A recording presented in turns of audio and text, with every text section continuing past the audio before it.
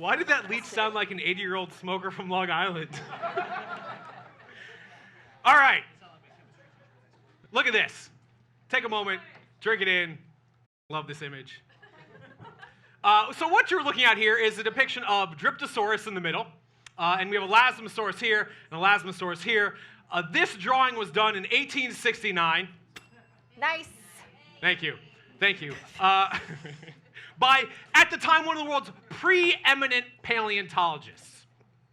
Now, we've talked about medicine, we've talked about history, politics, we've talked about geocentrism. All these are disciplines that go back basically as long as people have been people.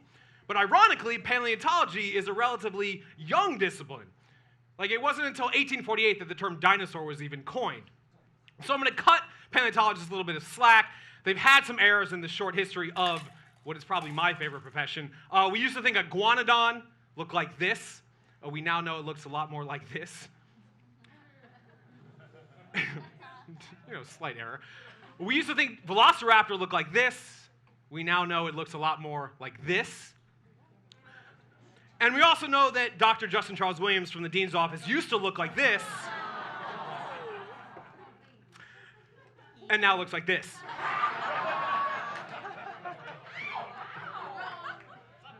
Wherever he is, I hope he enjoys this.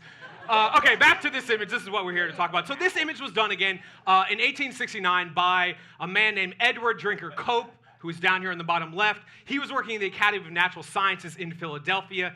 He had a dig team in Kansas who found what they called an extinct sea monster.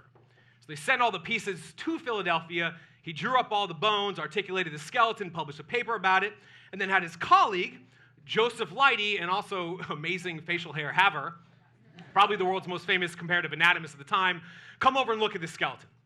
And Joseph was like, yo, this is crazy. I've never seen anything like it. We got conical teeth. We got paddles for flippers. We have over 70 vertebrae. But wait a minute. How come every single one of those vertebrae faces the opposite direction of every animal we've ever known? Is it possible that you put the head on the wrong end? Just one more time for posterity. There we go. Oh, there we go. To which Drinker was like, I assume said, because he tried to find, buy, and destroy every copy of his scientific paper to save his credibility.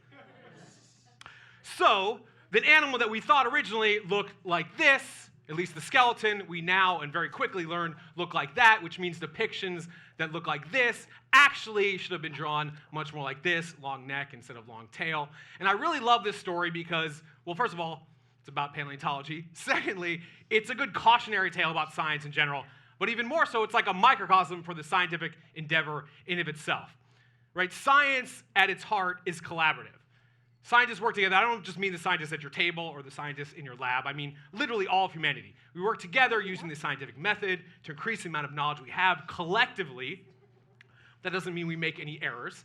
But I think it's a good, again, reminder that we have to be collaborative, because if you don't have people checking your work, if you don't have people double-checking your findings, if you don't have those fail-safe methods in the scientific process, you run the risk, of just really getting ahead of yourself.